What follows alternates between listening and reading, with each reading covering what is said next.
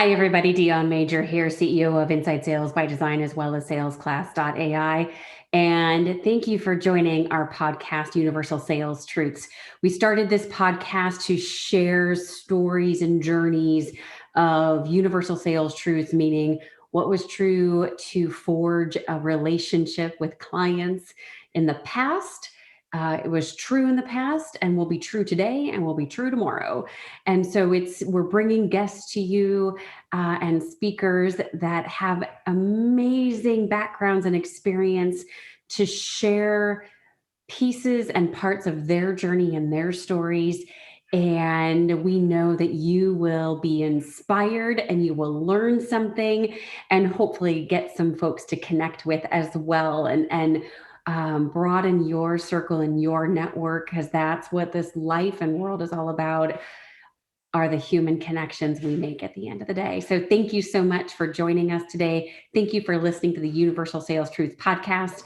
And we hope to hear from you soon. And I know that you're going to leave inspired.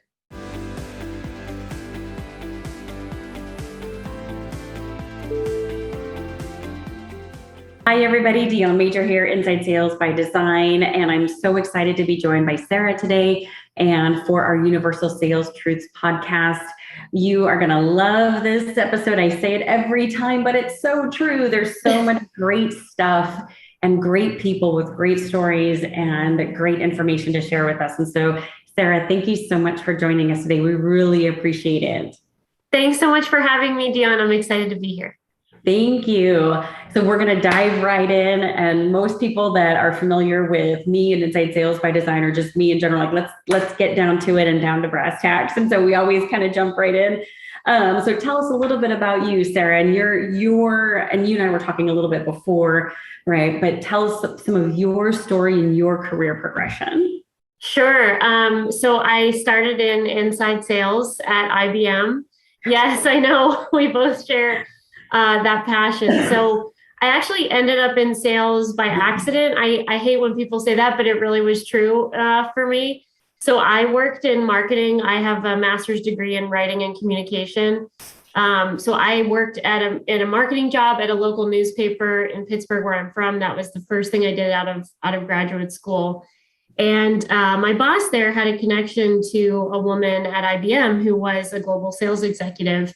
And so I was hoping that my connection with her would help me get a marketing job.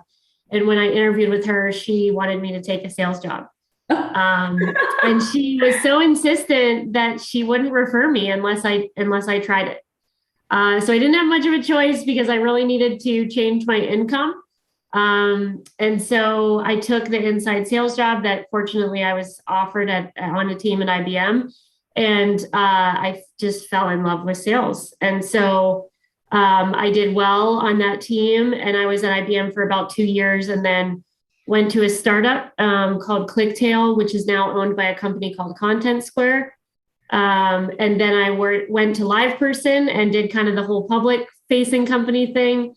And now at Prometric. So I've had kind of a mix of big public company experience, small startup experience, small teams inside of a big company, kind of the whole gamut. And I started at Prometric about a year ago as VP of Business Development, hunting whale accounts, or what's known as multi-million-dollar new logos. So yeah, it's been a fun journey so far, and I'm really passionate about this career, and I love it. Yes, and thank you so much for sharing that. And I agree with you. I think it's really interesting when people say that they've discovered sales, or maybe sales as a profession has discovered them. Yeah. And so to that point, what are some of your top favorite things about being a sales professional? Yes, that's such a great question. So I think the number one thing for me is just every day is so different. Yeah.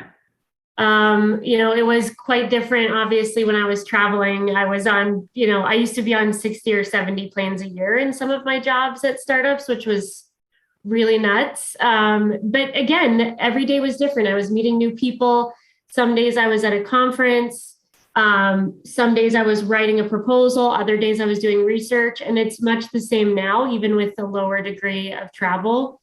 I feel like I wake up, my day can be structured very differently. If it's a Monday, I might be doing many more client heavy activities, whereas Friday, I'm catching up on account research or doing like administrative things that I need to do internally. So that variety for me, just from like what I do 9 to 5 perspective is so important and awesome. And then I think the other thing that's hard to come by in a lot of jobs is just the ability to directly impact your future. I think the variety of every day being different is one. And then the other thing I would just call out is like the ability to impact your future, which is hard in a traditional job where, you're waiting for your performance review.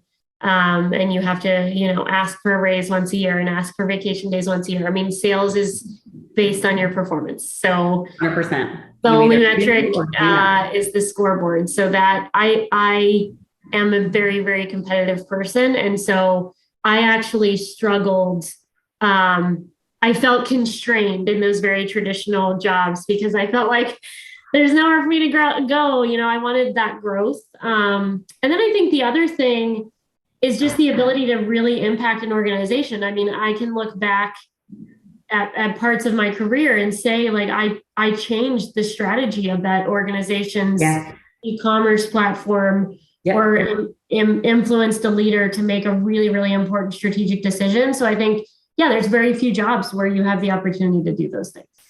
I 100% agree with you on that. And I think in listening to you and thinking about it and having you articulate through some of that, it's from a sales perspective, whether you're inside sales, outside sales, anytime, or even marketing or whoever, right? Anytime you have a function that's integrating and talking with your customers and your constituency and getting that feedback is such a great opportunity to have real world feedback, to your point, to be able to make appropriate decisions and tailor what we have to what our customers really want at the end of the day. Totally. So on the flip side of that, Sara, there's always something we really enjoy about what we do. On the flip side, what are some things you wish were a little bit different when it comes to sales? You mean everything about sales isn't perfect and magical every single day? I want to say it is. I want to say it's the magical unicorn, but no. Yeah. I love that you're asking this question, by the way, Dion, because I feel like so many podcasts you get on and talk about all the wonderful things about your job, but sales is an extremely challenging profession. Yes. In fact, one of the reasons I actually was hesitant to go into it is that when I was growing up, my whole childhood and most of my adult life, my dad was in sales. And he's not now, he's pivoted a little bit, but I saw the stress that it puts on someone, and the pressure and the kind of like self-reflection and taking things personally when clients reject you. So I was a little bit nervous to take it on as a career, even though it's got all these advantageous things that we just talked about. So I would say that the biggest challenge for me that I've worked with on coaches, and I've made a lot of progress, but it's still a challenge, is just the emotional highs and lows of sales. Yes. Because, for example, summer is a really hard time to be in sales.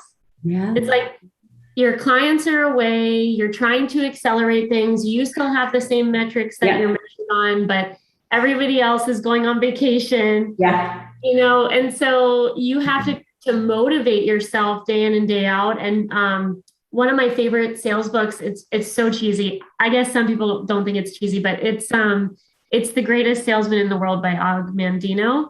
Oh. Which is kind of like a fable, but it has these scrolls of sales at the end. And so I'm really into those and can share those with anybody that reaches out. But one of them is that your actions control your thoughts. Yes. So even on days when you're waking up and feeling like, I don't want to make calls, I don't want to send emails, it's like you just methodically teach yourself how to do that stuff anyway, because then when you start doing it, it results in productivity, right? So like you're staying in motion. But I think just getting a grip on my emotions has taken me years to master. I'm still not there, but I would say that's the biggest challenge, because you you want to be attached to the outcome of these things, and yet you have to withdraw to a certain point that you're able to negotiate and think about it objectively. Yeah, Sarah, that is again really, really well articulated, and I 100% agree with you. Yeah. And because most people, not to use a broad brush, but I'm going to, right? One of the winning characteristics and traits of successful people is a competitive advantage, not being a jerk about it, but wanting to win in a healthy way. And it's the phrase from Wide World of Sports, right? The thrill of victory and the agony of defeat. And man alive, when we get somebody to say yes and we win, and our company wins and our clients are excited, that's a moment that is so high because everybody's saying yes and agreeing to something. And the converse is also true, where when people say no, you're like, crap, it just sucks, right? It sucks. The level of rejection, you're like, that just stinks, right? Because we didn't win. Yeah. So let's not be mistaken of there is a winner and there is a loser. Not everybody, we're adults here. Not everybody gets a participation trophy. Yes. So that's the way the world works, right? There's only one contract to award and not everybody gets the contract, right? I think it's also like a level of grit to take that rejection, because there are also times where a client says yes and then something happens. And it's not really in your control. Yes. And then you still have to become detached and move on to the next thing. And those are, if you're somebody who's deeply passionate about what you do, that balance is really hard to strike.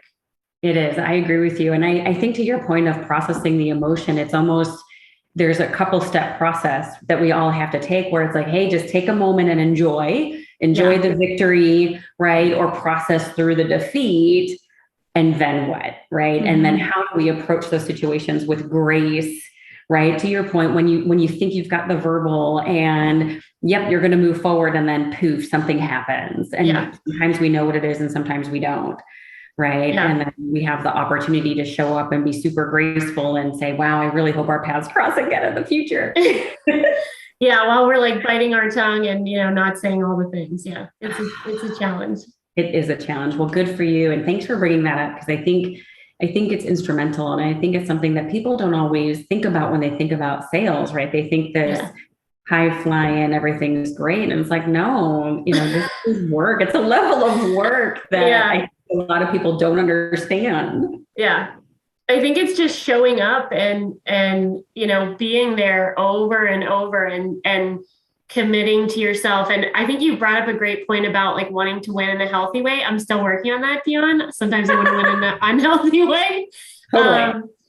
But just realizing it is just a job. And I think there's more light being shown on like the mental health issues that can surround this type of career. So the fact that that's being talked about and people are resourcing around that, I think is really awesome. Yeah.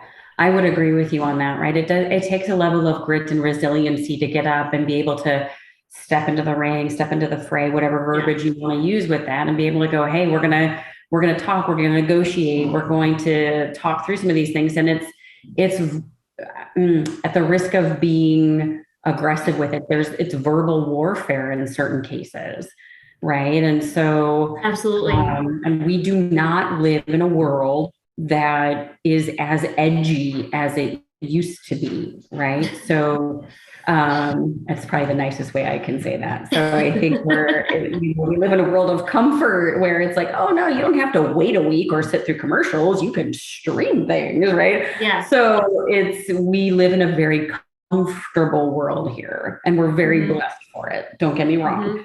And so, but when we have to go in and negotiate, it can throw people off a little bit. For sure. Yeah, I agree. So, and you had given us a kind of an overview, an arc of your career, and congratulations. It sounds fascinating. Thanks. As you're going through your career, what are some top 2 or 3 transitional moments that really stuck out for you? Yeah, that is a really great question. So I think you're learning every day in this type of role. So there are so many. I would have to say that the most transformative one so far, at least in my career, was when I started working with one of my current managers, Sean Burke, who's our chief client officer at Prometric. So when I met Sean, I was reporting to him at LivePerson. And I've been fortunate to have a lot of good sales managers in my career, which is not a common occurrence. But I never had a sales manager quite like Sean. So I was on a team that was made up of very, very different people. I mean, different skill sets, different socioeconomic background, very different people.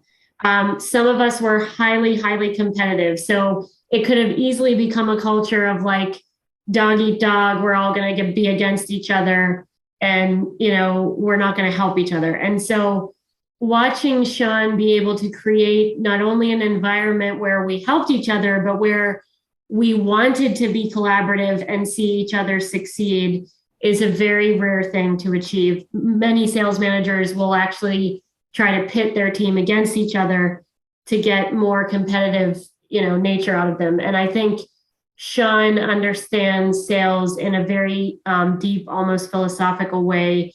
And I hadn't worked with someone like that before. And so I think having a manager that genuinely cared about their people and wanted our best work and like didn't settle for anything less was a very transformative experience. That's of course why it's true that sales reps follow managers that they really love working for. And that is definitely true for me. So that was one. And then I think the other, which is not as happy, is that I had a very real experience with burnout, where, and I won't go into the details, but I was so sick all of the time when I was working in one of my startup roles. This was a while ago. And that I was kind of on this cycle constantly of antibiotics and like not sleeping and traveling all the time and just doing that like 80-hour a week grind that people in startups, many thousands of people have done. Absolutely. And so I had a reaction to a medication and I almost died. And, went through like anaphylaxis and going to the ER and like just craziness. And I think at the time I couldn't see the way I was overworking myself because I was so young. It was my first experience as an AE. I think women in particular have to work really hard to fit into some of these cultures. Unfortunately, it's getting better, but it's tough. Like you need to come off tough all the time. You can't really show any area of weakness. Yeah. And so I just was working myself to the bone. And fortunately, a couple months after that, I started to see like, hey, this pattern is not sustainable. Right. And started to put real boundaries around my work and really look at like what type of company do I want to be a part of. Yeah. So I felt like that learning experience, although it was really hard, I now am really passionate in talking to young people about like the effects of burnout and like, being sensitive about your schedule and having boundaries around your work, I think is super important. And then the other I would say is kind of a client facing learning is just being in enough meeting settings where I started to see myself as more of a consultant to the client versus selling something. And this is another thing that I really like have to give credit to Sean for teaching me, because he had a consulting background. He was able to see himself in that role. And I hadn't worked with a lot of consultants.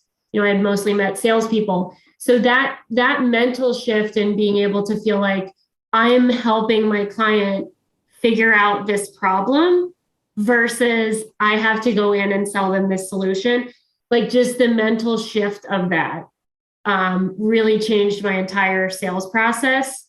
And honestly, like, I don't want to say made it easier, but it just made things less, you don't come off desperate when you're just trying to solve a problem.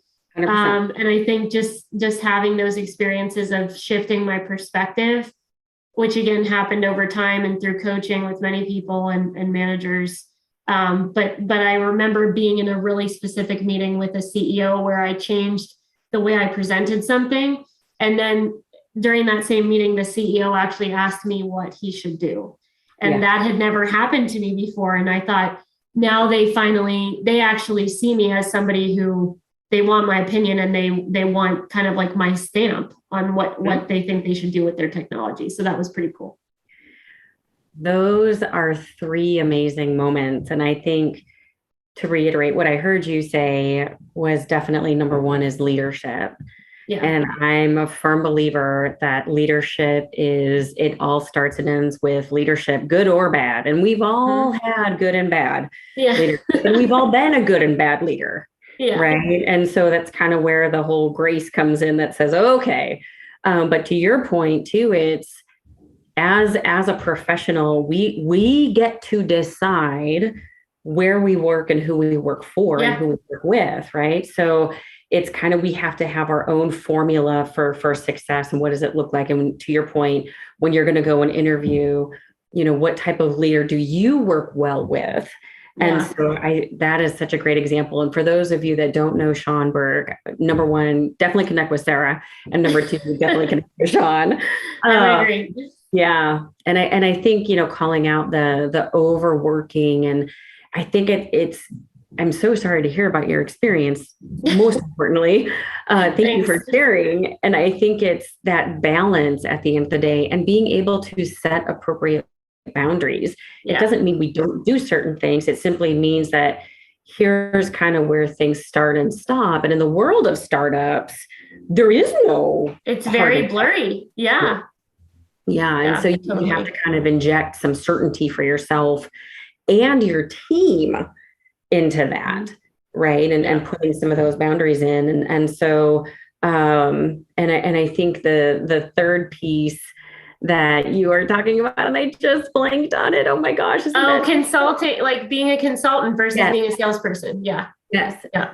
That mindset is amazing, because it helps us emotionally detach. Connect. Yeah. Yeah. Yes. Right. So I think there's so much value in everything that you're talking about in these examples you're giving, because when we can look at solving a problem, it's almost like an intellectual attachment versus an emotional attachment. Totally. Yeah. And you can empathize with their problem whenever you're, objectively trying to think about, do I actually have the tools, literally, like that we're selling? Do I have the software or the solution or whatever to actually solve their real problem? And then when you look at it that way, you can tell right away when the prospect is not a fit, right? Because then you're like, well, wait, we can't really solve this problem. So it helps. 100%. Yep. Yeah. And I think what you were saying there too is so good, because I'll talk with folks, and I'm sure you've heard this in your career, where it's like, not everybody is meant to be a customer. Yeah. And yet tons of people believe that, Dion. Like lots of salespeople believe everyone should be a customer. There's lots of salespeople like that. I know. And so to your point is, if we can approach our conversations, because that's what sales is, right? It's a relationship, it's a conversation. And we talk about, what do you have and what's going on and what are you trying to solve, right? And we have this very intellectual approach around it. It's very different. And then to your point, you can say, gosh, it sounds like, and maybe we're not the right fit. So it's very interesting. Totally. Yeah, I love it. And so as of today, when we think about universal sales truths, in my humble opinion, I think there are universal sales truths, universal sales motions. And we've had a variety of responses, whether it's prospecting or digital sales or being enviable, or we've had a variety of responses when it comes to universal sales truths that I think are just so creative and imaginative and forthright. And that's what we want to share in our discussion today. And so for you, as of today, when you think about universal sales truths, what does that mean to you? And what is that one truth for today that's kind of sticking out for you? Yes, I love the concept of universal sales truths, because there are those things that are unchanging over time, even as the software changes or the career itself changes or technology changes or whatever. Like there's truths. I think the one that has always been true for me, and I think it's true for me, like as a person in my life, it's just always been like my approach to life. And fortunately, like I think my parents had this mindset for me too, and it really helps. But it's like an abundance mindset, Yes. like not even just in a cheesy way, like anything is possible, but literally the world is abundant and things can come to me. And as a white woman who has access to privilege, it's easier to think that, right? So there's an abundance mindset because I've had lots of opportunities and I'm able to recognize that.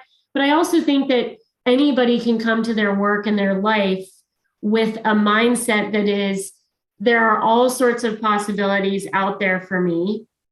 They are mine for the taking. I just have to figure out what steps I need to get there. I mean, there are tons of stories like this from my life, but I've had a lot of experiences in life where I will meet someone, who's like celebrity status or CEO of a company or whatever. And people's first reaction is like, why would you reach out to that person? They're never going to respond to you. But the truth is, like, most people don't do those things because they believe that person will never respond. And I've just never had that mental barrier. I don't know how else to explain it. I just don't have it. I literally will call or email anyone. I'm not afraid. I will walk up to anyone and introduce myself.